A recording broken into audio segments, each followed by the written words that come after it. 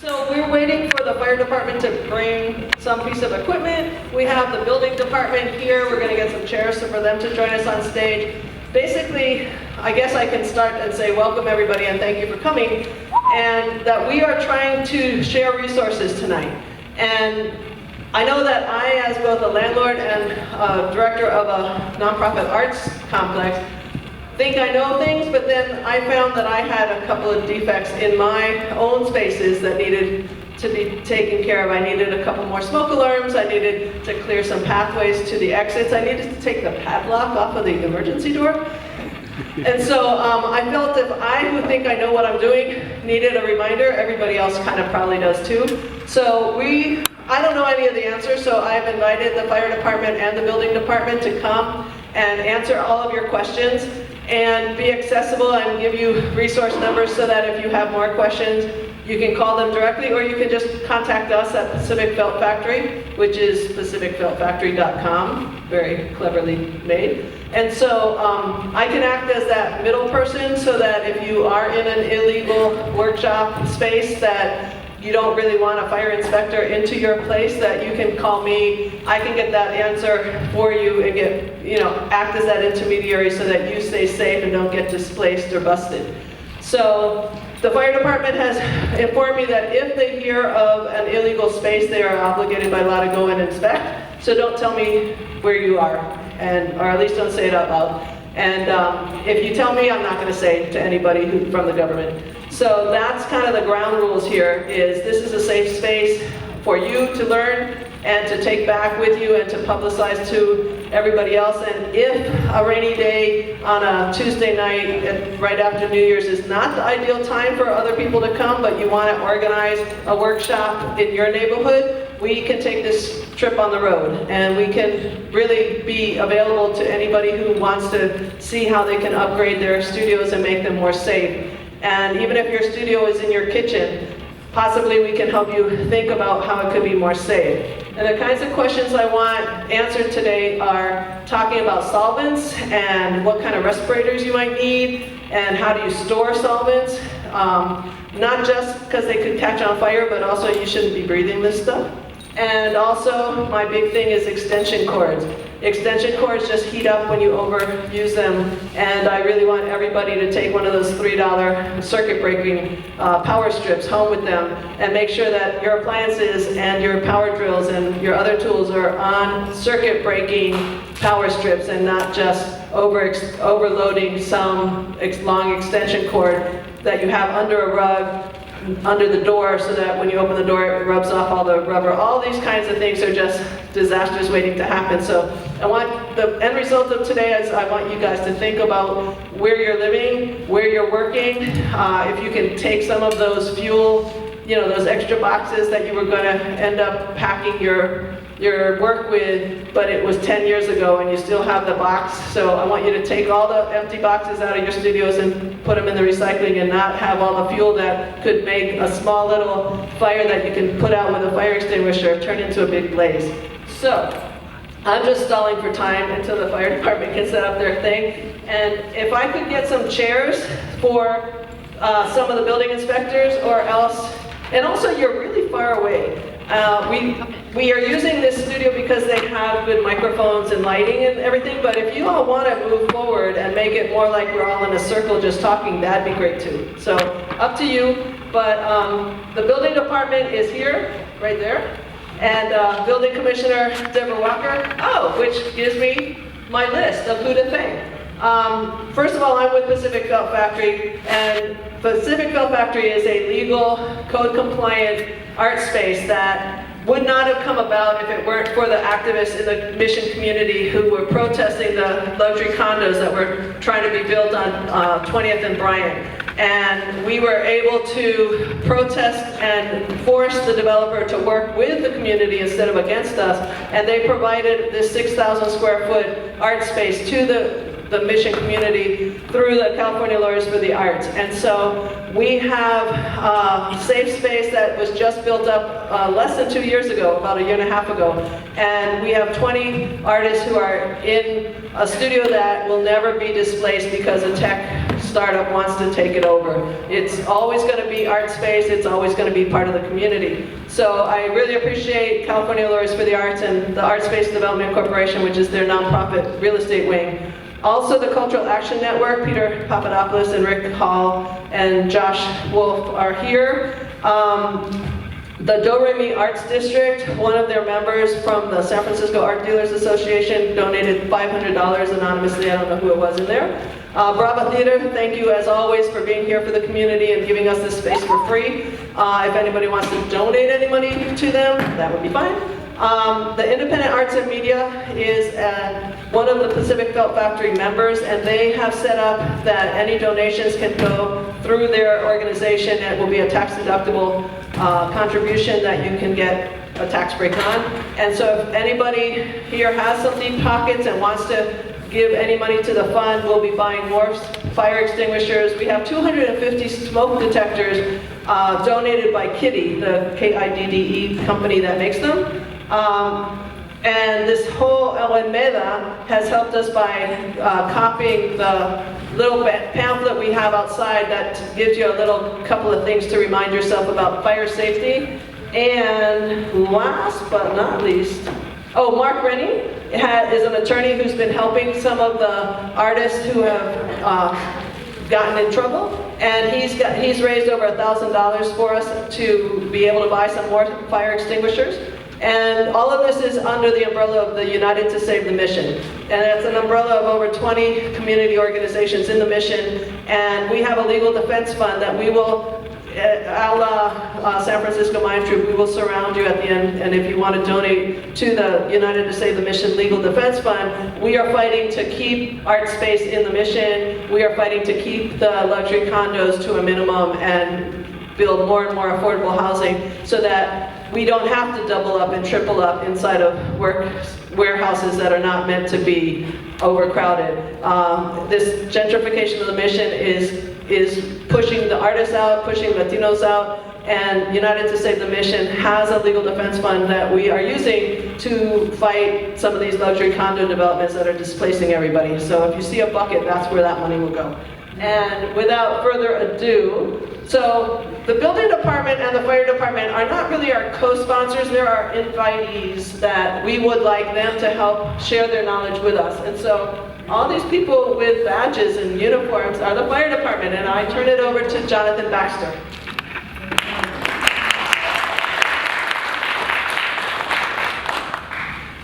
First of all, I want to thank everybody that's here tonight. I want to especially thank Spike Kahn and everybody here as well for inviting your fire department in San Francisco to be a participant of this event. As you know, life safety, fire safety, it's imperative to make sure that we all follow that so that your life, your safety, your friends, your families, your coworkers all remain safe. The history of the fire service has always been one of progression. We learn from disasters. We learn from mistakes, and we carry that forward, and we carry that forward. If you look at all those events, all of them included community involvement. So that's exactly what we're doing tonight. We were asked by Spike about a month ago if we would be able to participate as presenters with information on fire safety and life prevention material, and of course we said yes.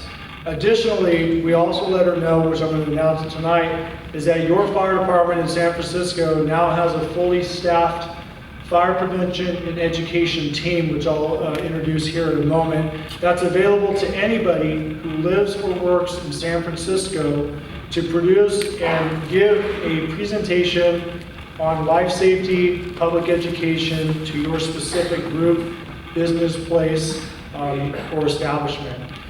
Now, what I want to do is I want to make sure that this is an event that is beneficial for all of you. So we do have a 30-minute PowerPoint presentation that we can present tonight, or we can do question and answers. To be fair to everybody who's here, I thought we should just make a vote. And show of hands, how many people in here right off the bat would like to see the 30-minute PowerPoint presentation? And how many people would like to see just the question and answers that we're going to do tonight? Perfect. We got a nice loud vocal question answer. Now, for those of you who would like the PowerPoint presentation, we're willing to stay after this event to show it to you, and we're also going to be making it available to the Pacific Belt Factory, as well as to our online sources in the near future for you to look at as a resource as well.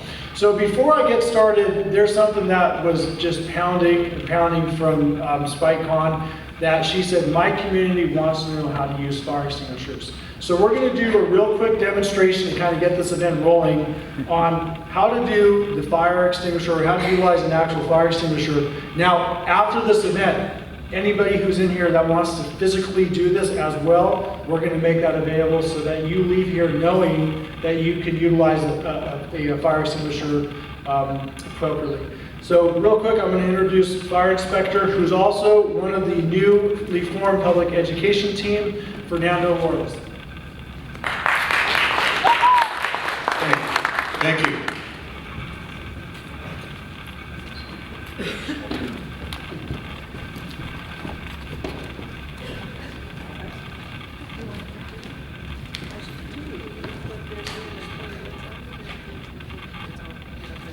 We're going to breeze through the PowerPoint presentation that we have, and we're going to go to the fire extinguisher portion.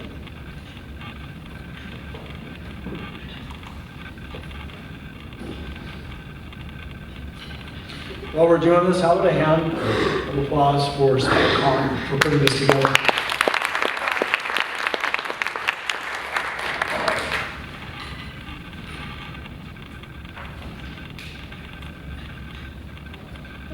There we go.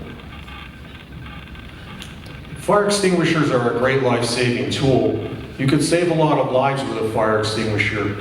You'll never know it because you put the fire out while it was small. But if you let that fire grow and get big, it can hurt a lot of people. So learn as much as you can about fire extinguishers. There are three basic types of fire. There's type A, common combustibles, like wood, paper, furniture, trash, and type B, fires involving electrically energized equipment.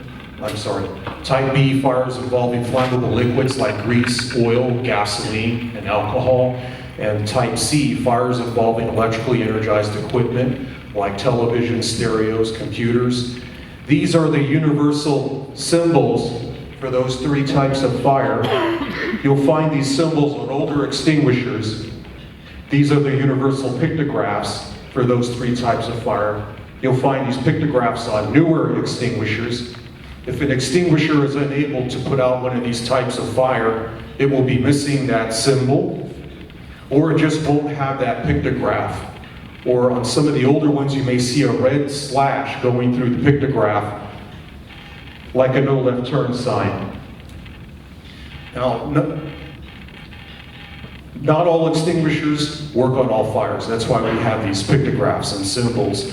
One quick example is water. Let's say we take a stream of water and shoot it onto the burning TV set from the water hose, from garden hose. What's going to happen? Any ideas? Yeah, the electricity is going to travel up the stream of water, go into my hand, through my body to ground. How about if we take a bucket of water and throw it on the stove, the grease fire on the stove? What's going to happen with that? It's going to spatter, it's going to make it bigger, you can spatter it on yourself, set yourself on fire. So that's an example of an extinguishing agent that doesn't work on all three types of fire. So here's an extinguisher. We can see all three pictographs right there on the front. That's where you find them. So this extinguisher would work on all three types of fire. And before you take the extinguisher to the fire, you want to check the gauge. That gauge tells you whether or not it's charged. And here's a close-up of the gauge. We can see a yellow needle.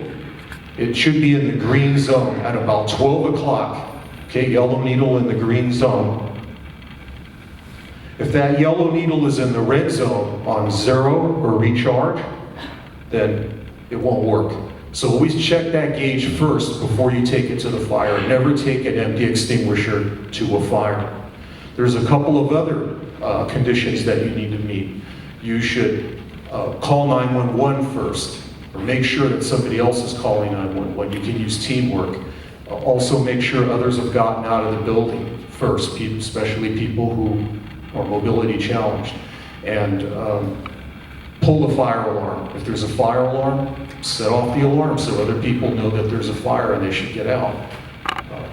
And then when you go to fight the fire, keep your back to the exit. Never let the fire get between you and your way of escape.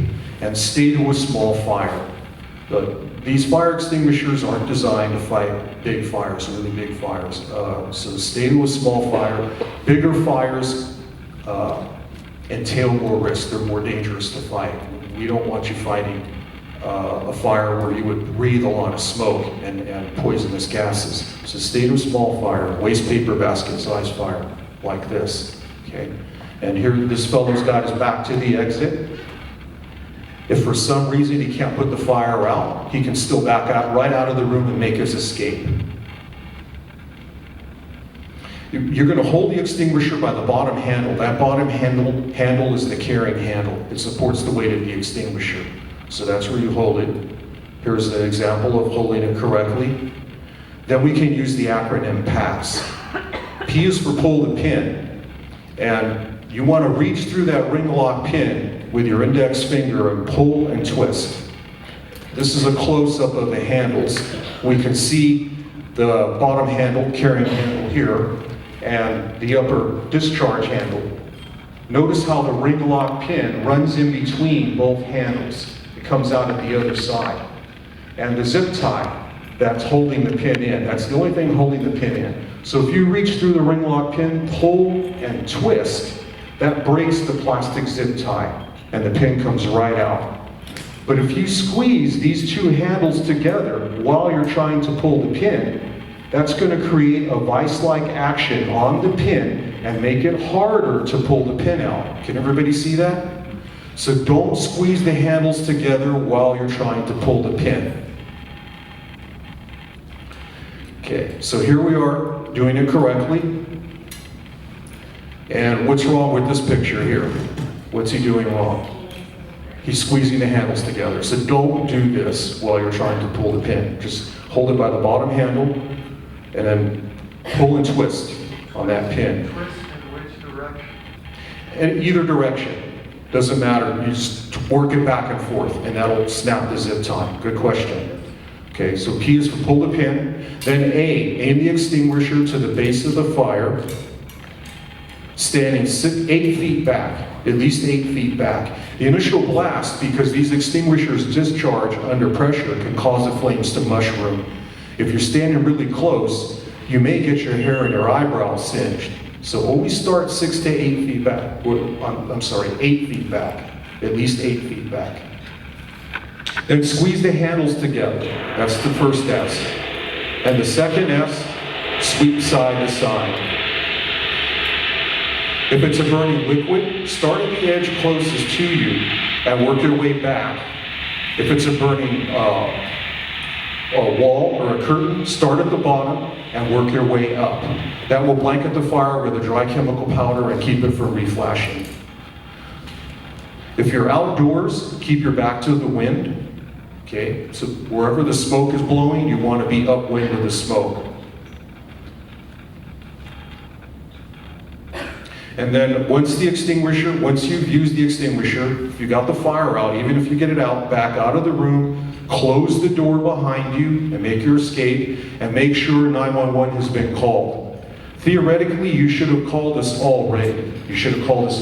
But if you forgot, call us, because we want to see it, we want to look at it, and make sure the fire is out. If you didn't call us, it may reflash later on. You might think it's out, but it may not be out. So always call us so we can check it. Once you've used the extinguisher, even if you use just a little bit, there are rubber seals inside of this valve. There are rubber seals inside the valve that hold in the pressure. Once you've discharged the extinguisher, the rubber seals become contaminated. They get contaminated with dry chemical powder that will destroy the integrity of the seal. They will no longer hold pressure. The pressure will seep out. So once you've used the extinguisher, you have to get it recharged. Now, metal tops like this, where the valve is metal, and this is all metal, they're rechargeable. Plastic tops or nylon tops are disposable. So if you buy one, we recommend getting one with a metal top, and you can get it recharged over and over again. There are a whole lot of companies. Oh, she said, where do you get them recharged? There are a whole bunch of companies listed in the yellow pages, or you can Google under fire service for extinguisher service. Just make sure whoever you choose is certified by the state fire marshal to do that kind of work. They should have a certification registration number, and you can see that here on this tag. So just like a plumber has a plumber's license or an electrician has an electrician's license, they need to have a state fire marshal certification number. What they do when they service them is they open up the extinguisher, take out the powder, sift it, or they just put new powder in. Then they'll seal it, pressurize it, and it's ready to go. Now, if you have your own extinguisher, oh, I forgot to mention, one of the problems with, if you have your own extinguisher, it's yours, belongs to you, not the building owner, it belongs to you. You don't have to have it serviced annually, okay? What you can do to keep, the problem with these extinguishers, why they have to be serviced annually, is because the powder has a tendency to settle on the bottom, cake, and get hard. If it's been sitting for a long period of time, the powder may not come out. That's why we require all places of business, public assembly, apartment building owners, restaurants, hotels, high-rise buildings, wherever the public may be, they have to have their extinguishers serviced every year annually, because that powder has a tendency to settle on the bottom, cake, and get hard. So that's why they have to be refilled every year. Question, could you just shake it every year and keep the powder? If it's yours, if it's your extinguisher, it doesn't belong to the building owner, you can turn it upside down like this, tap it, and shake it around once a month. Now, sometimes you can feel the powder shift and break loose, but if you don't feel the powder shifting around or breaking loose, it may be cake. If it's already been sitting a couple of years, that may not break the powder loose. You should get it serviced, and then have from then on, shake it up once a month to keep it from caking. Yes? How long can you do that for until you have to get it serviced if it's yours? There's he wanted to know how long can we do that until we need to get it serviced. There's, I think, a date on the extinguisher when the extinguisher needs to be serviced. I think it's the extinguisher. It's only good for. It'll hold pressure for only so long. After a while, it's going to seep out. So one of the ways is look at the gauge, and then there's also like a date on the cylinder of when you need to, just get a new fire extinguisher. They're only good for so long. Every 5 years, and then they should be replaced and taken into 5 years. Yeah, so basically what the fire department's recommending at this time is you follow the manufacturer's recommendations on any product that you purchase, including a fire extinguisher. If you do purchase a fire extinguisher in California, it's a 5-year period, at which point after 5 years you need to have that replaced. Now, Spike Khan brought up a great question about shaking your extinguisher. She asked if we do that once a year. It needs to be done once every month. So after every month, you need to make sure that you're shaking the extinguishers as we demonstrated prior to that. And then again, after 5 years, you should have that replaced.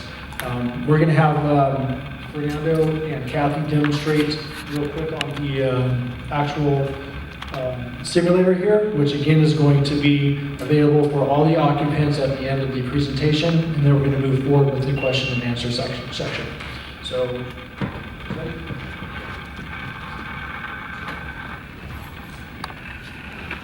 Basically, that's fine. They send me an email when you do recharge. So, every like a year or so when you do recharge, they actually have like the meter, like we're paying attention to it. I can stick it in the same shop. Right, so I'm going to answer that one question, then we're going to show the demonstration. Great question, or great answer that we got to the back there is the gentleman said where he purchases his extinguisher every year, they send him a notification. If you do a quick internet search and you look for your fire service protection companies, they're all, trust me, they want your business, and they're going to contact you yearly to let you know as a reminder that your extinguisher or whatever you purchase from them is due for a servicing requirement. So we're gonna check this out real quick. Remember Pat, Amy,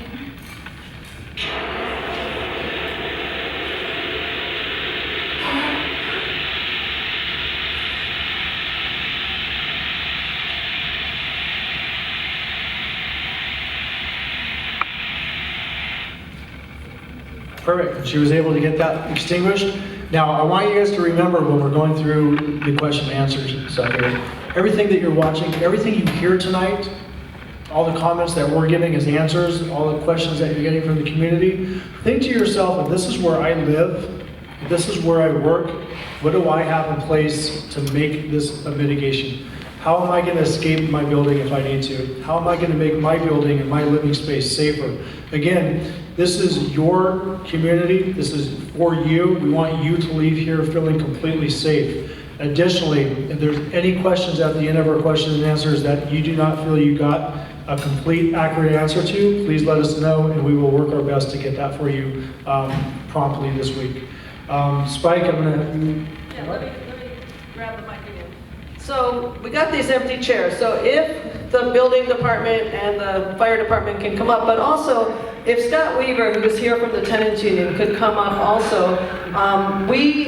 There's three parts to this gathering, and maybe we'll break out later, or maybe your interest would be, besides learning about fire prevention, there's also eviction, defense, and displacement protection that I want to talk about. And there's also legislation that I think needs to be changed in the city. And I think that having an underclass of people who are in the shadows and afraid to call the fire department for fear of being displaced is not what we want to see. So those are the three topics of what I wanted to have here today. So if Scott can come up, and if the building department can also come up with the fire folks. And if you all want to just get closer, because I think it's hard for us to hear your questions. We got microphones here, so we could also have you just come up with a mic. I can bring it down there and you can ask your questions or whatever format you want.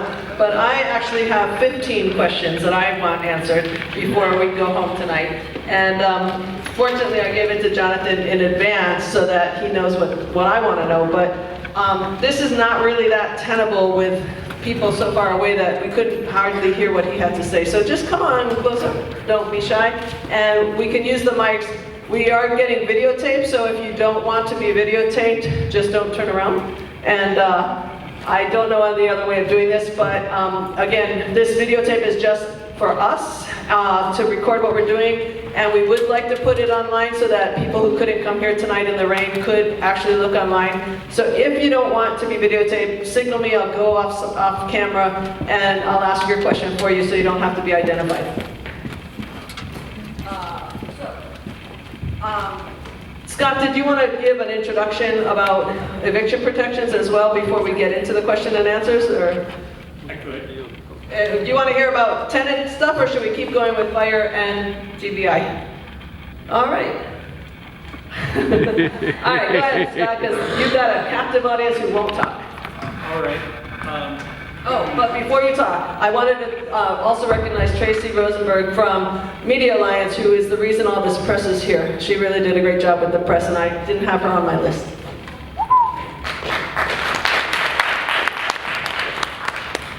Couple things. Let's say you had an asset worth $10,000 and somebody said, you've got to give me that $10,000. You wouldn't do it, right? Let's say a friend of yours had that happen to them and then they asked you, give me the $10,000. Would you rely on what that friend's experience was? I don't think so. But it's funny because when we're talking about our homes and our businesses, people often fall into that trap. I heard about somebody who was just thrown out on the street or I heard about somebody who found out they didn't have any rights, and therefore that applies to me. In San Francisco, one of the biggest is that people don't know their rights. They rely on anecdotal evidence. And it's a shame because there's a lot of resources out there, the San Francisco Tenants Union that I'm affiliated with, the Housing Rights Committee, Causa Justa, the San Francisco Rent Board are all informational sources that we can go to. If you're not in San Francisco or you're not in Oakland, there's Tenants Together, which is a statewide tenant organization. So information is out there, and there are a lot of tenant attorneys out there too who can provide you with that information. So I think the first point is that you do have rights. You may have rights. Well, you do have rights. The biggest complication in the artist community is whether or not your tenancy is covered by rent control, because it makes a whole lot of difference in terms of what your rights are. And if you're a commercial tenant, then you have fewer rights, although you still have rights to due process. A landlord can't just throw you out. If you're a residential tenant, you have rights to limited rent increases and eviction protections. But many artists with workspaces are kind of like in this nether area that you're not really sure. There are a couple rules, a couple things to look at in determining whether you're covered by the rent ordinance. One is, well, do you live there? Okay. Any residence that somebody lives in, whether it's legal or illegal, is subject to the rent ordinance. Does the landlord know that you live there? That's really the only other criteria. So it doesn't matter if you're zoned commercial. It doesn't matter if the underlying lease is a commercial lease. If you live there and they know you live there, you're covered by rent control. And what that means is that they cannot increase your rent without, there are certain limitations as to how much they can increase your rent. And there are certain limitations as to whether or not they can evict you. They can only evict for one of 14 or 15 just causes. And if one of those reasons is not your fault, like they want to demolish the unit or do capital improvements, they have to give you moving expenses in the thousands of dollars. So you already have a little bit of leverage here.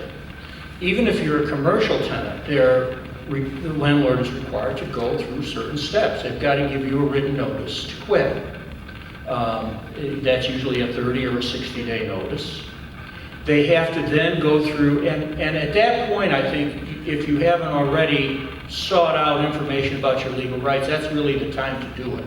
To go to the tenants union or the rent board or some other organization or attorney experienced in landlord-tenant law to find out what you really can do. The next step is actually the beginning of the legal proceeding, which is an eviction proceeding. It's called an unlawful detainer. And in that instance, you're actually given the court papers. You have 5 days to respond, and you can go to the eviction defense collaborative and fight the eviction. Ultimately, whether you're a residential or commercial tenant, if you're in an eviction situation, probably 80–90% of the time, those cases are settled out of court. The tenant gets more time, sometimes the tenant gets to stay. Now compare that kind of a situation to, what I posed to you earlier. The landlord says you have to leave and so you leave. There's a big difference. Okay, so it really is important to familiarize yourself with your rights as early on as possible. The other thing I wanted to mention is that just in terms of entry, because this question has come up especially recently with the recent inspections, our view is that you have a right to privacy in your unit, and that entry is allowed under certain circumstances, but it is not given to you willy-nilly. So if somebody knocks on your door, let's say one of these individuals here knock on your door and you had no idea that they were going to be here, you can politely ask them to come another time if that suits you, if you think that's wise. And politely. I find it, and I think you will agree that many times inspectors are kind of like caught in between a disagreement between a landlord and a tenant. And I suspect they don't like that very much. So let them do their job when it's time to do their job. So if they come back at a later date, this will give you time to do any number of things. Like you can actually clean up the unit so it doesn't look so bad. If you have blockages of egresses, you can remove those. I think there's an entire list that we have in that document that was prepared earlier that's available for everybody, of things you can do to make the place safer. And that will make the inspection go a lot more smoothly, and there will be fewer violations. And then, let's see, what was I going to say finally? Oh, of course. Exercising your legal rights is only a tool. It's only one of many tools that you have. And we often, when we put ourselves in the framework of the law, especially lawyers, is we forget that there are other opportunities for organizing. Organizing on a building level, organizing on a neighborhood level, and organizing on a citywide level. And that we should always look to those opportunities, especially when we find ourselves and our neighbors in these predicaments. And there's much more flexibility in an organizing scenario than there is in a legal scenario. So I just want to leave you with that as a solution. And if you have been, if you signed up on the list as you came in, we are going to keep you advised of legislative initiatives that are happening in San Francisco around trying to legalize some of the units that are not technically legal now. So with that, I'll take questions from anybody else. So, thank you. And there's microphones that you guys in the back are not, there's all these types of microphones. So, I have some questions. I don't know if you guys have some questions. I've talked a lot. Does anybody have a random question that you would like either the tenants union, the fire department, or the building department to answer? If not, I have 15. Go ahead, Lisa. Okay, so Scott, you mentioned before that the only requirement for being a tenant is living in the space. How do you define living in the space? Because a lot of these live workspaces, you sleeping on the couch or just moving in bed, like how far does it go to your living there? So the question is, can Scott please define what constitutes living space? Is it staying on a couch, or do you need a bed and that kind of stuff? Okay, first of all, it doesn't have to be a designated residence. In other words, it doesn't have to be zoned for residential purposes.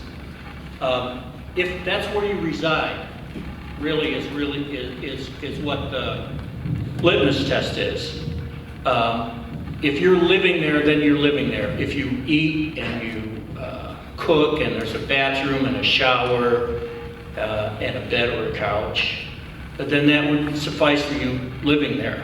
But I do want to add that the other criteria is that there's some knowledge that you're living there by the landlord. And oftentimes they play this, you can live there, but I didn't say that. Or, you know, kind of like the Schultz in Hogan's Heroes, if any of you remember him. It's like, I see nothing, I see nothing. You're showing your age. Well, looks like many people know who I'm talking about. So. More question? The young man. Yeah, I have some questions on behalf of people who have been pitching questions who maybe don't want to step forward. But one of them is, this is a simple one. In terms of fire alarms, what we have out there are smoke detectors basically, and then carbon monoxide What about in terms of units that are actually hooked up to notification systems? Is that something that is, some people wanted to know, either required, helpful? How might that happen in a place that people are concerned that the alarm could simply go off in a sort of empty-ish warehouse and with nobody to respond? That's the scenario we're concerned about. Did you all hear the question?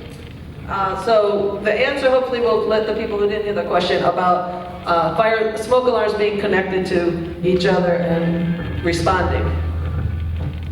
Okay, so the question that we have here is a little bit different. If you live in a residential, or occupancy, which is the classification for residential, you can have your own smoke detector. We recommend the smoke detector and the carbon monoxide detector, and it's a requirement in the building code for the smoke detector and the carbon monoxide detector. Now, you're referring to a commercial building, business, a multi-unit occupancy building that has a built-in or hardwired system or an alarm system. That's going to be a requirement towards the specific building for what it's actually coded for. And those building requirements are going to be governed under the Department of Building Inspection.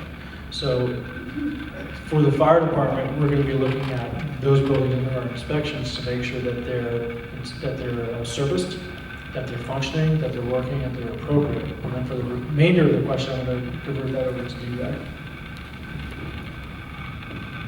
I'll try to answer your question. This is Ron Allen, Chief Electrical Inspector, San Francisco. I'm a little bit under the weather, but I normally have a loud voice. You should be able to hear. If you're talking about fire alarm systems as distinct from individual smoke alarms, and it's a very important distinction, we, in electrical inspection, test and verify the integrity of those installations. Our primary function is to look at the installation, to make sure that it meets industry standards, and then we test that installation to make sure it functions at the time it is installed. One of the differences between, let's say, ourselves and the fire department is we are there on the initial installation of the system. Afterwards, we do not have a program for maintenance. With the fire department, actually, it does for high-rise buildings, I understand. They do have a program. We don't have that program. If you were to modernize the system, or we felt there was a failure within the context of the system, we could require an upgrade of that system. So for us, the initial inspection is to verify the integrity of the installation, make sure it's functioning. If the system is modified, an electrical permit is needed, we are back in there again. Or if for some reason there is a failure of the system and the system needs to be upgraded, we're back into the picture. Can we back up before we get to that, the follow up on that question? Does every room need a smoke alarm? A smoke detector, I should say. We have 250 smoke alerts outside to give away for people who don't have a certified electrician to hardwire anything. But to make it safer, what rooms require a smoke detector? Is it bedrooms? Is it hallways? Is it kitchens? Where do we need it? Hi. So the recommendation for smoke alarms and carbon monoxide detectors are on every floor of your living or workspace, in every sleeping area, and just outside of every sleeping area. So Common hallway outside of the bedrooms. in the bedroom as well as the common hallway outside, and on every floor, every level of your house. And the carbon monoxide detectors are low to the ground and the smoke detectors are up in the air? The location of the carbon monoxide is not necessarily low to the ground. It also can be mounted, but they do sell them in the style that is low to the ground. I'd like to follow up on the inspection of the electrical installations. So you inspect them when they are first installed, and then what happens, like in an apartment building, do you then inspect them annually? It's the requirement of the building owner to make sure that those are maintained. We will have an inspector go into these buildings on a yearly basis If they're looking for the inspection code, or I'm sorry, the inspection card that's on the fire alarm system, if they're out of date on the fire alarm system, which is every 5 years for the fire alarm system, every 1 year for their extinguishers, then we will go back out and we'll either issue a note of violation or we'll have a reinspection. Oh, I'm sorry, it is annually on the fire alarms as well now. So annually on the fire alarms and annually on the smoke, or on the fire extinguishers. So landlords must fill out this form every year, but do you come out every year to look at the common areas? So you don't come inside a tenant's apartment at all? You only are in the common areas? That is correct. So again, we do not go into your common areas. Into your private areas. We're going to be looking at the common areas of the building for these items. Question in the orange. I actually just had a complaint against it, so it's a very interesting thing because a couple days before Christmas, I had fire inspector and building inspector show up. Apparently there was a complaint to the collaborative event, and someone complained that they didn't actually have the proper materials, which is hilarious to me because I am such a safety nut that when I started the event, I got on the microphone, pointed out all the extinguishers, exits, bathrooms, blah, blah, blah. But the fire marshal or fire inspector came into my home. I was like not afraid, but I was like, oh my gosh, this is serious. But they inspected the whole place. It wasn't common area. They came into my apartment, my live workspace. And then the next day, the building inspector showed up and did the same thing and actually went into all the rooms. So it seems like the common area thing is not, like that was a little bit much for me. And I had nothing to hide. I felt very confident. I had, carbon monoxide, smoke detectors. I had, certified extinguishers. I'm very mindful. We have industrial sprinklers, but that was just like, wow. Well, I could answer a little bit to that. We Maybe use the mic. when we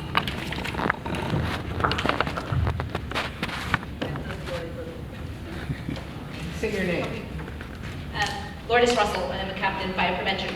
When we receive a complaint, generally we don't go in private homes or apartments.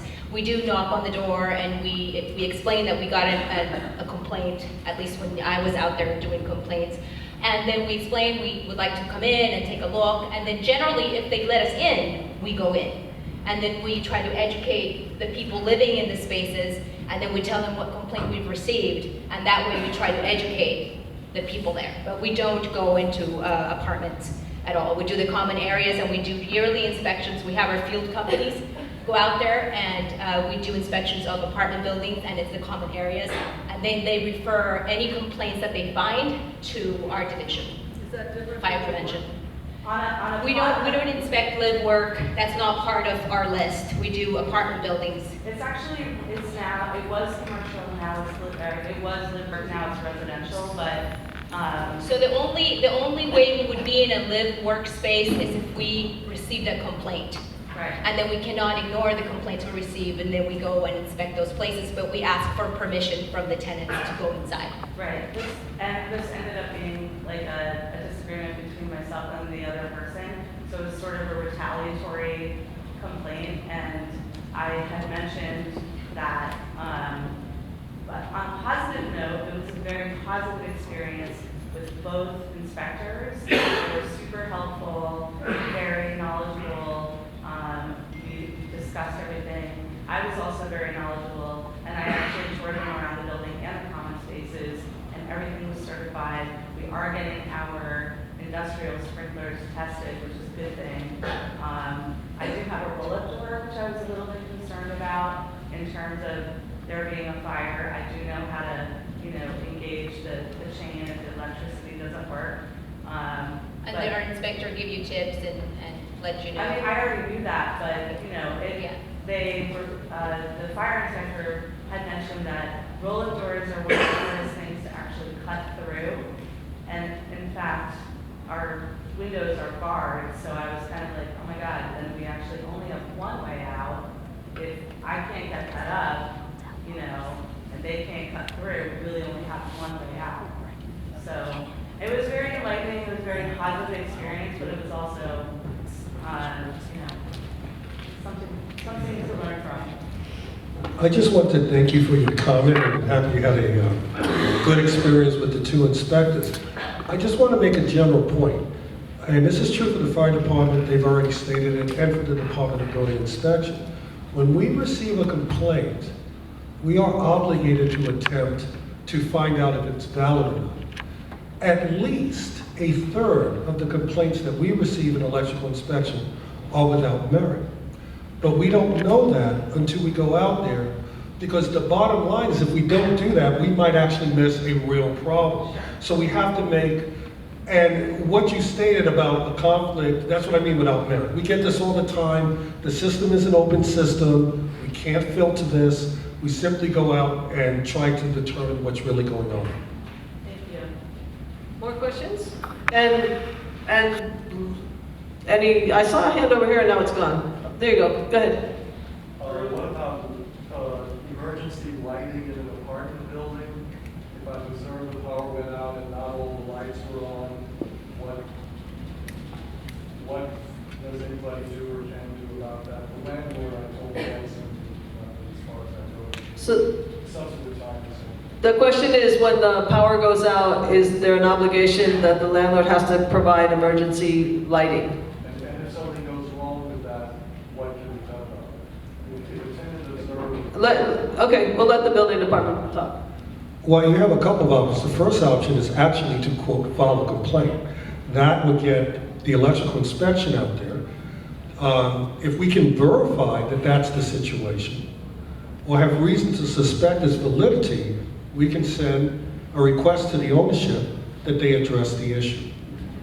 We would also probably forward that to housing, because they often deal, the housing division often deals with maintenance type issues for the city and county of San Francisco. So between the electrical inspection division and the housing division, if we're able to verify the situation, we would attempt to work with the ownership to correct it. Is there a requirement? Because I know with the 22nd and Mission Fire, every year there were complaints. There were, in the inspections, there were notices that there was the escape was blocked and various violations were there, but there was no correction year after year after year. Does the building department, what happens when there's no correction?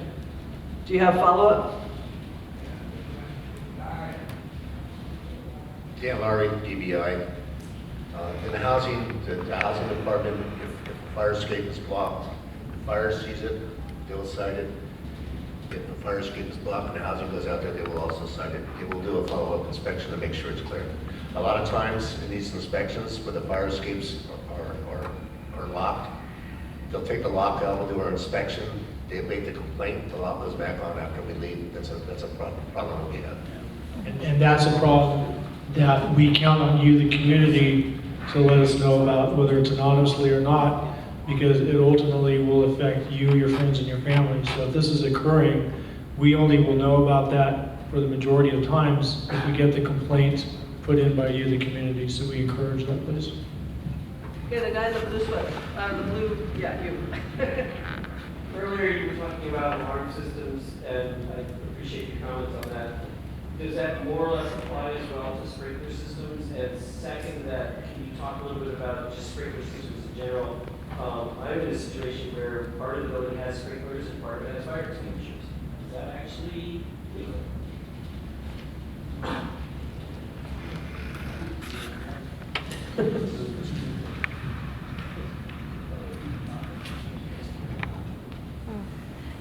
It depends on what kind of building it was and the address and the connection type that the building went through. If it was a total transformation. Normally, one type of fire and life safety equipment is required throughout an entire building. So for it to have half and half makes me think that it may not have been done through the proper permitted routes. If you think that there's something wrong with it, you can always place a complaint and have one of our inspectors go out there and take a look. I mean, for me have an opinion without looking at the building is impossible. So I would advise placing a complaint and have one of our inspectors go out there and take a look. So what happens when there's a complaint and there's a violation and the landlord then kicks out the artist because they made the complaint? So let Deborah let me talk. answer that. Deborah Walker, I'm the tenant representative on the Building Inspection Commission, and we at DBI have a program called the Code Enforcement Outreach Program. Technically, if people are living in a building, even if it's illegal, the owner cannot remove the illegal residential occupancy without going through the planning department and having a conditional use authorization to do it. So there is no reason for them to be evicting you per se. The fire department or our building department may determine that there is an immediate danger and they will remove you from the building and not allow you to live there temporarily. But the use is protected until they do a conditional use to remove the illegal occupancy. The planning department, the board of supervisors prioritize keeping residential units as residential, even if they're illegal in-laws, even if they're illegal workspaces or illegal live workspaces. The owner of the building, if they want to remove you from living there, even if it's illegal, they have to go to the planning department to change the occupancy. So that's recent, and so you're protected. They cannot just summarily evict you. So that is something that when you file a complaint with our department, our policy has become around these issues that we send out our partners. We partner with the Housing Rights Committee, with Tenderloin Housing Clinic, with Chinatown Community Development. Their tenant groups will come out and meet with you as a soft contact to determine what the issues are. And then our housing division and our inspectors will come out and follow up. But our goal, our goal as our department is to try and help the landlord and the tenants find a path forward to legalize the residential units. So, you know, we're not trying to encourage evictions. DBI is not trying to do that. The fire department is not doing that. We have a 20-year program that has worked really well to advise you of your rights and to connect you up with city programs to help you legalize this and to try and find incentives to encourage the landlords of your buildings to do the same. So contact us first, file a complaint, and get our housing division out there. They will bring the right people to make sure that the first contact is one that leads to a path forward. Yeah, and again, the landlord, in order to evict you, has to go through a certain legal procedure, whether you're a residential or a commercial tenant. And there is a specific protection for residential tenants that a landlord, maybe for commercial tenants, that a landlord cannot evict you in retaliation for you having exercised your rights. So the situation that Spike just posed is kind of a textbook example of that. We have a question right there. What's the timeline on acquiring a conditional use permit, and what's the price of it? Well, it depends. So the question was, what's the timeline to go through a conditional use at the planning department to try to get you out? And what's the price tag for somebody trying to legalize it? Like, what is a conditional use permit like? What's the cost for that? I think apply for other. So a conditional use is initiated by the city, so it's a requirement, and it's the impetus is on the landlord of the building to do this. And the difference is, just for an example, it used to be before this legislation passed the board that if you had an illegal occupancy, people would just summarily evict people and then remove all of the things that made it residential.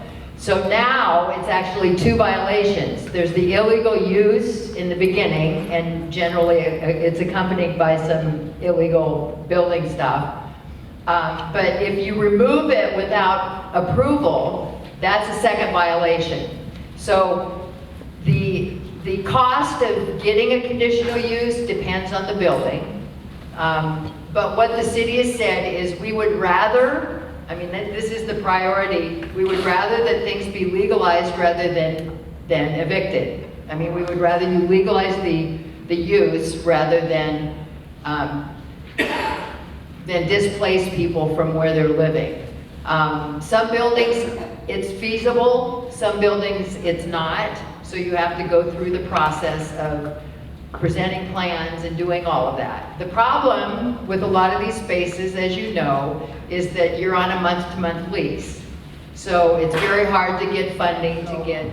What this process hopefully will do will get the city to stand behind some incentives to landlords to encourage them to do longer-term leases so people can borrow the money to do the code improvements. I mean, I'm sorry I don't have more specifics, but it is a long process.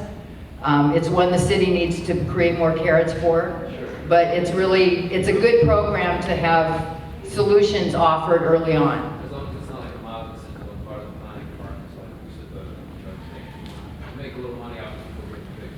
A conditional use is, it costs the landlord a little bit more to go through. You want to do that because you want to encourage them first to legalize it. They don't have to go through a conditional use. They probably would for the change of use, but it's not as easy as it used to be to kick people out.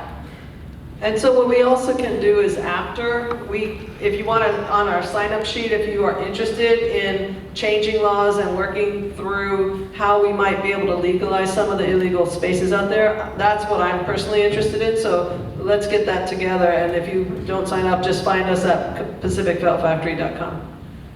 There were more hands, which is great. Here's one. Sure. One thing I've seen in a couple of spaces that I've gone through is internal rooms. One of the things that's been hard, and I don't know if there's been any approaches to this or any solutions for additional fire mitigation, but let's say there's a room internally in a building that's being used as a living space. Have there been any alternatives for, say, skylights that are emergency exits, or additional smoke alarms, fire extinguishers inside of the rooms, or anything that DBI or fire has come up with that might be acceptable for that?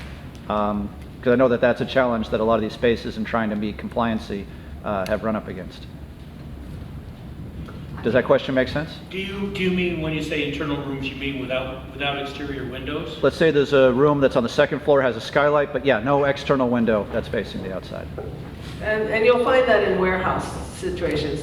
They're not built as residential codes, they're warehouses, and there's a loft with a bedroom in the middle of the second floor. A warehouse is more complicated than a residential because of, excuse me, the path of travel to the exit is usually much longer. You need a rated enclosure to get to the path of travel. A lot of times if it's over 200 feet, you need a second exit. They don't have that. They have to have protection to get out to the exit. Fire can weigh in on this. When it goes to a second story, there's your 2 means of egress. You would have to have 2 means of egress to get out, so that could be challenging in some of these areas. And if it's used as a bedroom, by code, it's supposed to have a rescue window. So the rescue window can't be barred. I mean, if they were barred, there's devices that make them where they can be operable to make them open. But there's light ventilation issues, there's exiting issues, there's fire protection issues, there's a lot of issues when you get involved in a warehouse. So it sounds like you can't legalize it? Deborah? Well, look, each building is different, but even in the live work ordinance, in some of the instances, they have catwalks from the separate rooms along the side that went out to the front windows. You've seen those. To deal with the egress issues, because you have to have 2 exits. There's a project, our friend Jeff, on 9th Street, where they had the warehouse building and they brought in a courtyard down 2 floors to provide the light and air that is needed for those rooms, even the ones, because now they are able to open out into the courtyard that was created in the center of that warehouse building with a skylight down through the center. So some buildings, you can do it, some can't. That's why you can't just have a generic rule. You really have to facilitate the situation where the landlord is willing to walk through this process with you and do some preliminary meetings with our departments to determine if it's possible in these buildings. There are a lot of them that can be done. The building I'm in, Developing Environments, is 2 code. It's living and working. Project Arto has been legalized under the Live Work Ordinance. Goodman Building was created under the Live Work Ordinance, so that doesn't exist anymore, but the accessory use, and I think each warehouse sort of has to be looked at to see if it can accommodate all of these requirements. Tell us about the accessory use, because if there's no more live work legal unit building for the future, then tell us how we can actually live in a workspace. So you can have a primary authorized use in a building. In most cases, it's manufacturing. I mean, that's usually your or warehousing or something like that. And then you create the plans with an accessory use, which has a percentage. Originally, like the accessory residential was for caretaker units in manufacturing plants. So it exists in our building code, so you can only take up a certain percentage of the square footage for the residential. Some of the things are relaxed. Some of the planning requirements that are usually attached to residential are relaxed, like parking and those type of things. Again, it's not every building that can have it, and it's also not every zoning. I mean, our zoning laws are very complicated in San Francisco, so some neighborhoods you can do it on one block and not do it on another block. But it allows for a primary use with an accessory use. You can do it with art studios. In developing environments, the accessory use is group housing and residential hotel.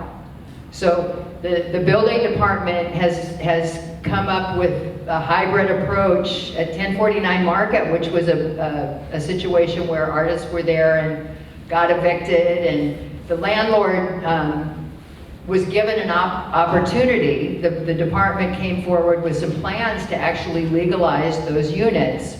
But again, the landlord has to want to do it. It's up to the landlord. So there are ways of doing it, and I think that our departments really do want to have that forward-looking process to be able to come up with solutions early in the process. But there had been like emergency egress skylights. Is that something that's been considered, or is that not a considered legal egress? I don't know that. I don't. Do you know anything about the egress through skylights?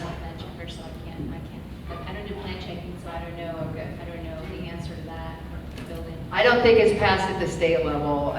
Yeah, it would have to happen at the state level to relax that, and those are things that are done through a very complicated process of looking at codes over the years. But I'm sure it's something they're looking at. Okay, thanks. Especially on the limited floor. I don't know if you could do it if you're up 5 or 6 stories, but 2 stories maybe. Okay. Any other questions before I ask my 15? 2 more right here. Her first, then you. I actually have a studio in Oakland. We can't hear you. Sorry, I actually have a studio in Oakland. I used to be in the dog patch, but I'm in this warehouse where they used to be like a real warehouse, and then they started just building walls for studios and offices and stuff. And when I first got there, I couldn't figure out how to even get out of the building. Like, I'm just curious, how, I don't know if it's just for San Francisco, but how far does the exit have to be? Like, how clearly does it have to be marked? So the question was, for those who didn't hear in the back, she was living in Oakland in what was a converted warehouse that walls started appearing and bedrooms started appearing, and she's asking, how many feet do you need to be away from exit, and what are the codes? Sorry, also one more thing. Some of the doors are you can't just push open. You have to push a button and turn this knob and turn 2 knobs at once to get out. Is that legal? So it also wants to know about what type of doors, entry, opening, and closing are legal and illegal. Hit it. The problem with the warehouse, when you start adding partitions, it sounds like it's unpermitted. Okay, so there's not a clear path to travel. You could always look on DBI. There's a DBI website. You could look it up, and it can tell you if there's permits on the building or no permits on the building. As far as exiting there, it has to be clear, it has to be unobstructed. The problem you have in a warehouse is that it takes 2 exits. In residential, and it also with document load, when it goes with document load in a warehouse or in that type of building, after 50, it has to swing out, it has to be panic hardware. There's a lot of issues. As far as exiting there, usually after a 200-foot path of travel, you have to have an exit enclosure. You have to have a rated enclosure for you to exit. So there's a lot of, exiting can get very complicated in these jobs. We have to look at it on a case-by-case basis. Now, one thing that you can do is go to the Department of Building Inspection. They have staff that you can go to. The fire department's there, the mechanical folks are there, the electrical folks are there, and they're not the inspectors. They're the front desk guys who give information. And before we built Pacific Fill Factory, we had all of these hypothetical plans that they showed us what we had to do to make it legal. And we did not have enough space for a second exit on the second floor. So we have these emergency doors that now close when the fire system says there's smoke, so that the upstairs is 200 feet. Like the furthest studio is only 200 feet from a door, because the rest of the building gets closed off, and the whole passageway, the hallway, and the stairway is cold in case there's a fire inside one of the studios. So you can go to the Department of Building Inspection. What's the address on Mission Street? It's 1660 Mission Street. On the ground floor, we have a technical services division. You could ask them any questions you like. There is an inspector right on the counter with a code book and answer questions. You can always come in and even come up to our floor and talk to electrical inspector or plumbing inspector. If you're worried about your site, you don't have to say your address there. You can use hypothetical. We're there to help you out any way you can. So we do have a technical services division that is full-time there, or you can come up to the 3rd floor of 1660 Mission between 7:30 and 8:30 and 3 to 4 is when the inspectors are there, and you could ask questions to the inspectors. And you can take photos of your space and bring it to them. And so 1660 Mission is right where Mission is a one-way street between where where Venice turns into South Venice, and where the freeway is and Discount Builder. So it's on that little part of Mission Street between Dubose and whatever that is, 10th. Spike, I can also answer that. It's probably not a permanent building, so again, if you feel comfortable, report it, whether it's anonymously or not, and that's for everybody. If you heard what she described and that's similar to where you're at, you make a report so that we can go in and we can make this safe for you and everybody else. Additionally, if that is an example of where you're living right now, look at the material we've handed out. Start thinking to yourself, do I have 2 ways out of this building? Do I know 2 ways to safely exit this building if there's a disaster?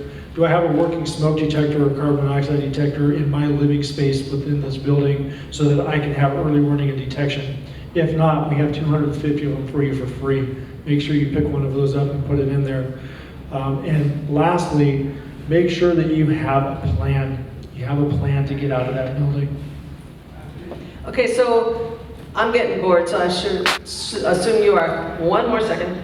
I want, before we close, we'll get to your question, but I want to talk about flammable solvents. We have a bunch of artists who use a bunch of toxic chemicals, and if you guys can just, in general, talk about, if you store it in a metal cabinet, is that good enough? Do you need to use a respirator when you're using certain products? If you can talk about that, and if you can talk about extension cords and amperage. Oh, the electrical guys leaving. Okay. And so when he comes back, I want really to talk about power tools and how much can go on one power strip before you blow the whole place up. So those are my questions. Did you have another follow-up question? I was just asking, everybody I know who's been living in a place for 10, 20, 30 years, is anything from nervous to terrified that somehow the landlord will come in and find enough of a mess or a problem that they're going to be evicted because they have too much stuff, it's not stored properly. What can folks living be concerned to expect? The reason we're having this workshop right now is so people can make their, even if it's illegal, space safer. And so some of the ways that if you're not gonna take his advice and call the inspectors and have them come over, you can get more fire extinguishers.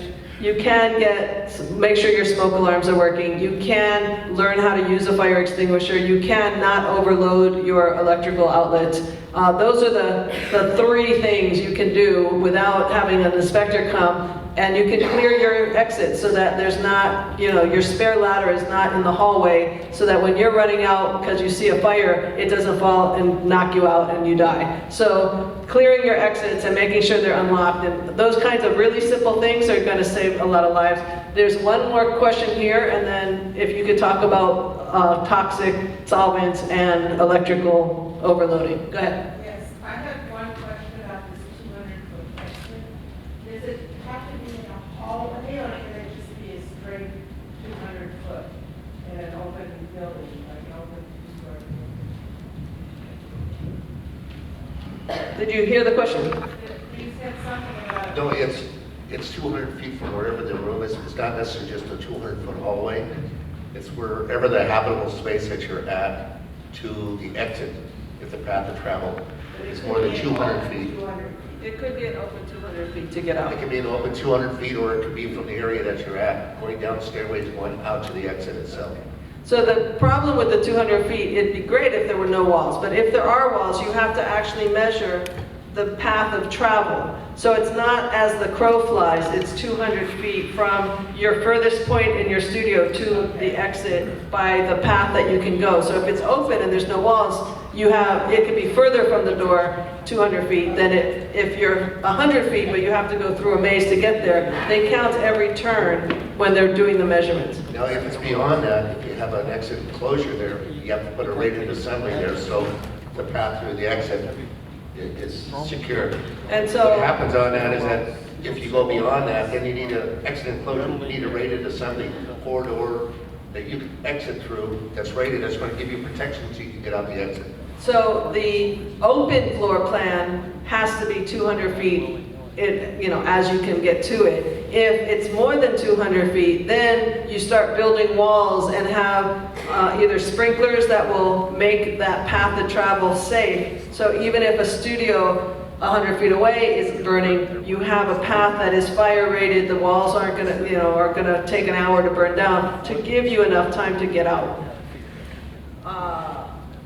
All right, you're on solvents and toxics, and how do you store them, and what kind of ventilation do you need? Does anybody know? So we're going to start off with flammables and toxics, is you have to follow the manufacturer's recommendations on the product you're using. There's thousands of products out there. So for us to answer each one of those products would be negligent, because it's just going to be a canned response. So you need to look at the products that you're using beforehand and follow their recommendations for whether you should be wearing a mask, what type of enclosure you need, what type of ventilation you need. For our city, I'm going to read off the pamphlet that we have.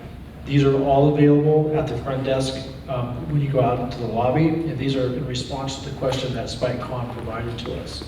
So the question that she had from the community was, how do you safely store hazardous materials, bulk materials in use, paintbrushes, pallets, cast-off, used turpentine, inks, paint, solvents, rags, etc. Flammable, combustible materials and liquids shall be stored in sealed, airtight, properly labeled safety containers or in the original manufacturer containers.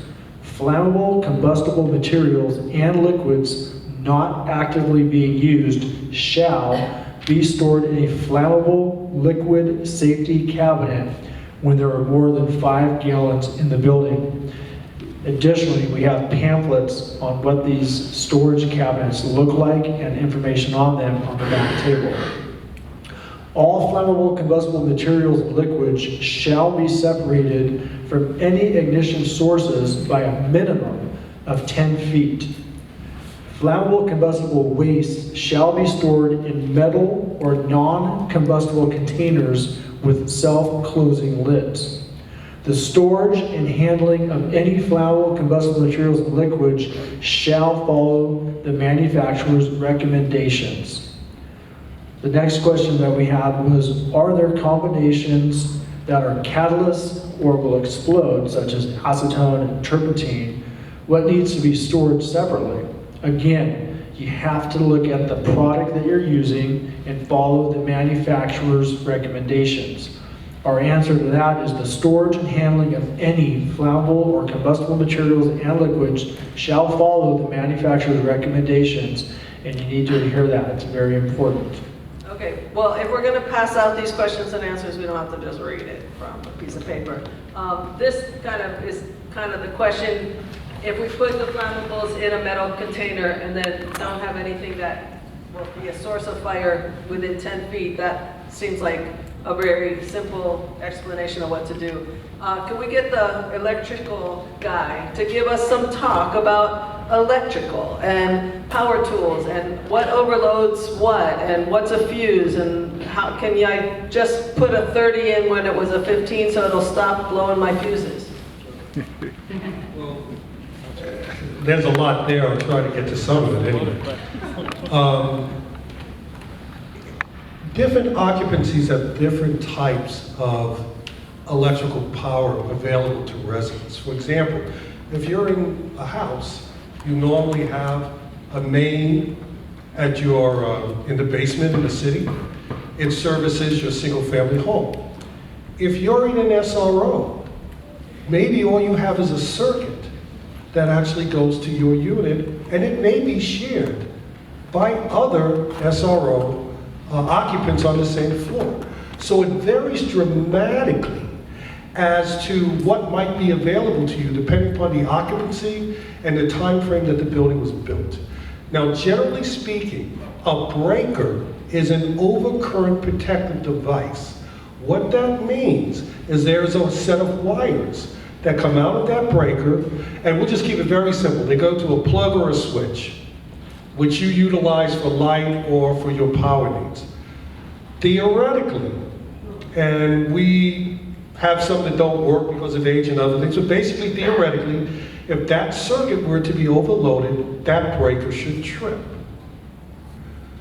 But in some occupancies, the breakers have tripped so many times that they no longer trip. And there's a potential hazard there. I think one of the other questions was about power strips and power tools. Again, if you're in a single-family home or an apartment building where there's a certain amount of power tools can be utilized without any problem whatsoever, as long as the circuit you're attaching to has the capacity. If you're trying to use a power tool in a different type of occupancy with limited circuits, luckily, hopefully you will blow a fuse. Now, let's talk about power strips, because this is something we see all the time, and it does cause a lot of fires and a lot of inconvenience for a lot of people, but it's also a necessity for many people, because maybe they only have 1 or 2 receptacles, and they have their computer set up on the other side of the room, and they've got to get power there. Okay, there's a couple of things you can do. There's a lot of different type of power strips on the market, and one of the type I think are the best are what now they call the electronic type. They have a built-in overcurrent protective device that is normally rated at 15 amps. And if you're trying to protect electronic equipment, you can even go to Best Buy. Now, they cost a little bit more, but there's a certain type, if you look at the manufacturer's ratings, that have a quicker response. So not only do you get the overcurrent protection, you get the flexibility of multiple points of connection, but you can also get a quicker response if there's a problem. Though those may cost you $30, for example. Now, I do not recommend the ones that are simply an on-off, the little tiny ones that just have that little toggle switch. I don't recommend using those. There is no protection whatsoever with those. They are cheap, maybe $7, $6, $5 or whatever, but they don't provide any protection. They do provide usability. They allow you, to plug in. But if you're looking for protection in addition to convenience, I would not use those.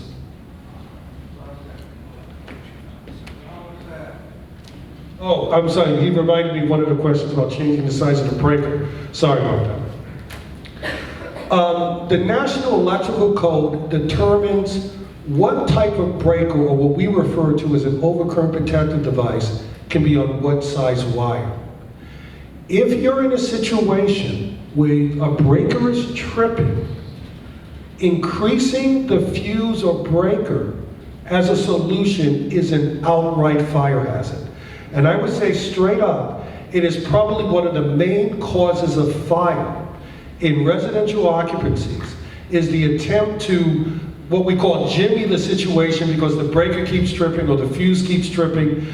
The way to address that is not to try to increase the overcurrent protection device, because the reason the breaker is tripping in the first place is that there is an overload on the circuit. So if you change the breaker or fuse to a higher rating, you might stop the tripping, but now you're beginning to burn the wire up. So that's the problem with that approach. And a lot of people take that approach, and over a period of time, it can cause major damage. So the cheap power strips that we just got, that the guy said if it's more than 15 amps, it will cut itself off, are not going to cut themselves off? I would have to look at them. If all they have is a little toggle switch on it, there's no sensor in them to actually do anything. Okay, don't take those home. We will return them. He'll help us, and we will get them to you. So we have a sign-up sheet. We ran out of the fire extinguishers. We have more money to buy more, so if you need any that you didn't get any today, just sign your name and give me a way of contacting you, and we'll get the extinguishers to you. And we will deal with these power surge protectors and get the right ones to you as well. 1, 2, 3, go ahead. I just said, as far as art projects are concerned, could you guys discuss the issue of spontaneous combustion when using rags and natural resins like linseed oil or lacquer, and how to protect yourself from that happening if you're working on a project like that? So linseed oil, natural products, spontaneous combustion, that all falls into, looking at your manufacturer recommendation on those products. It specifically states, if you look at linseed, that you can't just openly throw the rag in. What we're referring to is if you use linseed oil on a product, and you use that as an example, and you have it on a rag, anybody who's used it, it's never just one rag, right? It's going to be 4 or 5 rags, and we're using it, it's soaked, and then you're done with your project. And what happens sometimes, you go, I'm done with my project, I'm going to throw these into my garbage can, or I'm going to throw these into a bucket, or into a corner of the room. Well, what happens with that is, as it starts to decompose itself, for lack of terms, it's going to generate heat on its own. And as it's generating that heat, it can actually combust, which will be a product of combustion is the fire, and the fire could produce a large scale fire within your living space. So with those products, you have to, and our recommendation continues to be, put them into a bucket of water, so you're soaking it in water, and have it in an enclosed device that is non-combustible and preferably metal. Now there are containers that you can purchase, like we were stating, that are a little bit costly. However, that cost is going to be a lot less than the cost of losing your artwork, losing the place that you live, or God forbid, losing a life. So follow those recommendations, make sure that you're disposing of those properly, and again, make sure that you're soaking those in water, make sure that you're then taking that and putting it into an enclosed, non-combustible container. Does anybody in the group have anything further to add to that? There was you and you. Go ahead, you haven't spoken yet. Let's have the non-speakers first. Go ahead, you and then Rick. Yeah, I know GFIs protect against shorts, but do they offer any protection against overload? Do GFI protectors protect against overloading a circuit? No, they're not designed to do that, specifically. They're designed to protect personnel. It's not that they're GFI, overload might not be the right term. The way to understand is GFI sense a difference between the hot and neutral conductor. And if there's enough of a difference, it will trip. I don't want to call it overload protection, but if you have certain types of problems, the GFI will actually activate. I'm hesitant to call it overload protection because technically that's not what it is. But it does offer a lot of protection, particularly if people come in contact with something, for example, that's why, for example, we want them in bathrooms. Swimming pools require GFI protection. It's really more for personal protection than overload protection. But if a person comes in contact with a piece of equipment with a source of water or another source that allows the sensor to see a difference between that hot and neutral conductor, that GFI will activate. Did that answer your question? Okay, because it Omri specifically bought listed equipment and set themselves up for the specific situation for the entertainment that they engage in. In terms of what you're looking for, yes, is there a way to do what you're asking? Yes, there is. There are some very specific types of equipment. Now, the difficult thing in answering your question is your occupancy type. For example, we dealt with, I think, somewhere McCoppin, a studio, and they wanted to have dance and music and have concerts, etc. Now, we have very specific requirements for them, because that was a specific type of occupancy. In terms of a warehouse, the kind of thing you're talking about can be done. I would really have to check about the rules related to the specific occupancy use that you want. But yes, if you buy the listed equipment, you set up the electrical power source. There are listed reels that allow you, that can either be hung from the ceiling in many cases and brought down, and then ratcheted back up when you don't need them, so you don't have cords and all kinds of things laying around when the situation doesn't call for it. There are ways to make these things work. We would have to look at certain specifics and decide whether your case would technically qualify for certain types of listed equipment. Hopefully that can answer your question. Scott and then woman in the hat. Yeah, it's very, Except first him. He hasn't spoken yet. okay. Yeah, I think part of the question that you were asking, sir, is about temporary power cords. A lot of warehouse dwellings have temporary power cord layouts with extension cords, and those tend to run then into months and years, and they're never removed. An extension cord is never really meant as a permanent power solution. It's meant to be used very temporarily, wound up after it's used, put away, protected, cleaned, look for damage, and put out again when it's used. And a lot of the problems in the art spaces are the permanent use of the extension cords. Is that the kind of question that you were asking? Yeah, I think so. Basically, I was looking, it's not for me, it's general knowledge. I was looking for a way for artists in warehouses to be able to use this listed equipment that he was discussing on actually a slightly more permanent basis, like the unlisted equipment is now being used. It's safer, but it's not better. So I think a lot of these questions are really tough for the panel, because without the proper occupancies to follow into to say, okay, if I'm coming to inspect your unit, you're this type of occupancy, you're residential, you're commercial, you're industrial, you're light manufacturing. Well, a lot of the problems that we're running into is mixing of these usages, with mixing a commercial space with an event space, a public assembly occupancy, mixing a residential occupancy with a public assembly occupancy, right? All these problems really, I think a lot of the conversations are about how to blend these usages, and going forward, we're gonna have to look into further regulations that we can put in place, like you were saying, at DVI, so that there could be these kind of mixed usage spaces, and that can create a checklist for folks like the fire department and the building department and the electrical department to say, okay, you're this type of occupancy, I need to check this off.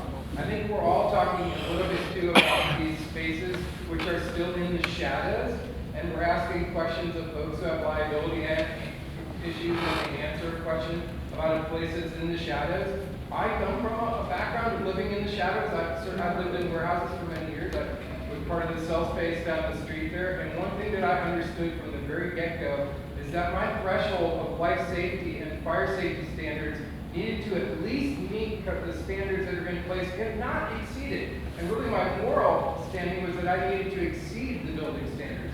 Did I need fire extinguishers? Absolutely. Did I need exit lighting? Absolutely. Did I need to make sure that all wooden surfaces were covered with drywall so that fire can't spread quickly? certainly, I need to make sure that the space was free of trash. Every day I picked up trash. I prevented what I call the teepee of fire materials. Every warehouse has this. You go down a hallway and people will put boxes and stuff stacked against the wall and the floor. I would always be able to see where the floor meets the wall. That's not a storage area there. If you go to build a campfire, what do you do to get the fire going? You need little pieces of wood against a bigger piece of wood, and that's what you've created in that teepee of death there along the hallway. So I think it's really important that for those of us who are living in the shadows, that we need to find out what the standards are and at the very least meet or exceed them. But it does not make us fireproof, and it doesn't mean that we can't face eviction if we come across code violations because we don't fit into the proper classification. So the real work at a big level is to create a classification which these mixed-use spaces fall into, provide some kind of funding that'll motivate the landlord, because you're on a month-to-month lease. No landlord is going to put in $200,000 to modify their space so you can continue on your month-to-month lease. There has to be some incentives for those folks to bring it up. And in the meantime, every one of us who live in the shadows like this need to take life safety and fire safety issues to heart and really act in a way that meets or exceeds whatever the standards may be, even though we may not, and this is, I'm sure everybody's cringing when I say this, we may not be able to ever get that permit that we need, but we should still be doing our very best to keep ourselves safe. Absolutely, that is why we're here, is to learn from each other. So resource-wise, we need to get you on our fire safety committee, and we need to get everybody really aware of what they need to do, and that's clearing out all the fuel that you have been storing, and it's having your passive exit being free. It's getting on 8:30, and for those like myself who want to practice and use a fire extinguisher once in my life before there's a fire, I want to get that to happen, and I don't want to keep on going on, but if there's more questions, it's up to you. Just to follow up on where he was coming from and where you're coming from electrical, I think the question, the reason why it's so hard to answer is because it's always so complicated and no one wants to divest. But you can give us, at least from his recent question of like production and change of use, your worst case scenario, absolute, no, don't do that ever type thing. So like when extension cords are employed, you know, when power strips are employed, when like there is the potential for an electrical fire, what devices are most likely to encourage that? What are the things you should look for with your extension cords to see like how they're torn up, you know what I mean? What materials can they be around? Is that too complicated a question to ask? No, but the only answer I can give you is that the use of extension cords is dangerous. What I would suggest you do is what the other gentleman was talking about earlier. If you have a specific need and you know you will continue to have it, create a safe, permanent wiring situation that is flexible enough for your needs, that does not require you to run extension cords permanently, that allows you to plug in something locally where you have a panel and an overcurrent protective device that can actually stop an electrical hazard from occurring.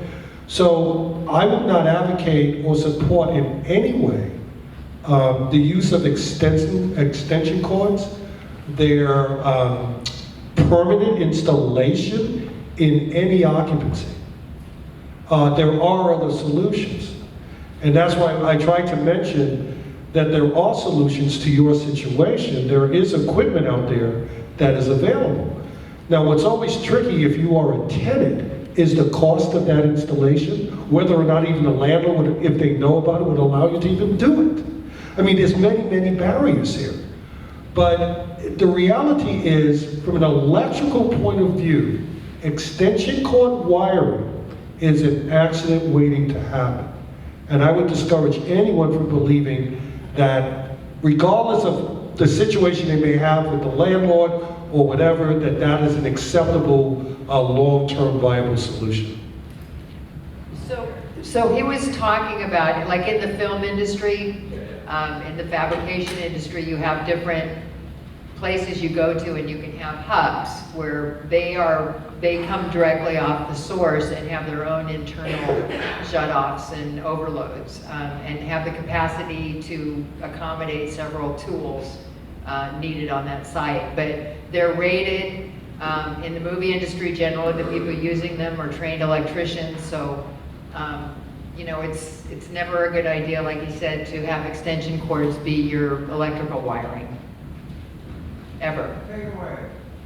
Yeah, and for the fire department, if we could just make one point also, which I think might be in line with your question if I got it correctly. Number one, like the gentleman in the back said, if you're gonna use your extension cord, use it once, roll it up when you're done, and we're good. If you're using a circuit breaker, if you're using a power strip, and I'll use the example of 3 floor heaters plugged into a power strip. That power strip's gonna overload, and that power strip is gonna catch on fire. End result, that's what's gonna occur, because you're drawing way too much power and you have nothing in place within that power strip to actually break, and you know, tragedy will occur. So if you're gonna be using those items, and correct me if I'm wrong with your question, plug them into a direct outlet, not into an extension cord or into a power strip.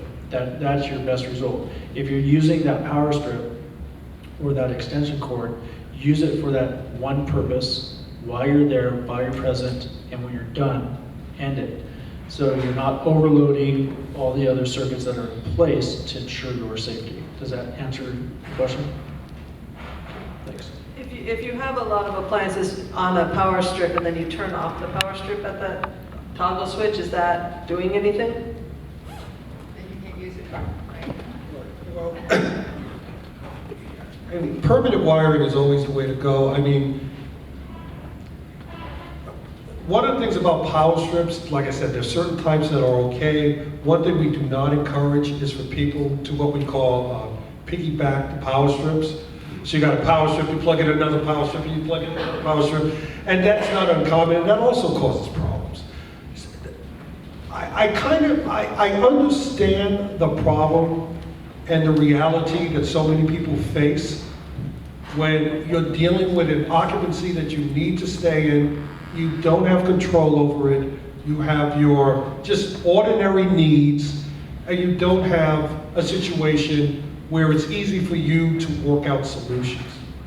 One of the things I would like to say is I've been impressed by this forum, by the people, by this whole thing, because this represents what's possible to make the changes, to start the process where some of what's being talked about here, we can begin to get solutions for.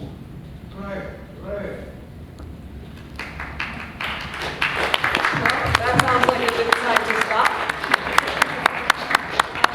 If you want to keep talking, hopefully not tonight, but sign onto the mailing list and I'll keep it and I'll connect everybody through a blind copy so nobody gets anybody else's thing. But if you want to start a forum or conversation or share resources, you can use the Pacific Felt Factory's Facebook page as a dialogue. You can also, again, contact through me if you need to contact any of these folks. But I also recommend going to 1660 Mission Street and just going directly to the frontline staff. They have the answers to your specific questions. And you know, I'm not smart enough to actually read the manuals to know what they tell me to do, so I really do want to know like where to put my linseed oil rags and stuff. So if we want to share these resources with each other and learn from each other, it seems like we have a lot of information in this room. So I thank you for coming. Take any of the smoke detectors and the CO2 detectors. We have a whole bunch behind the counter, so we'll be there right now to hand those out. And then if we run out, we'll get your name and a way to contact you to get you some fire extinguishers. Thank you for coming. And just from the fire department, sorry, we'll be up here to facilitate you using this scenario fire extinguisher system here if you would like to. We'll also be in the back with our brochures. If there's anybody who you think would benefit from our brochures, please take them and share them so that it extends this effort. And if there's any question that we weren't able to answer, please let us know so that we can get that answer for you. Thank you very much for being here. Have a good night.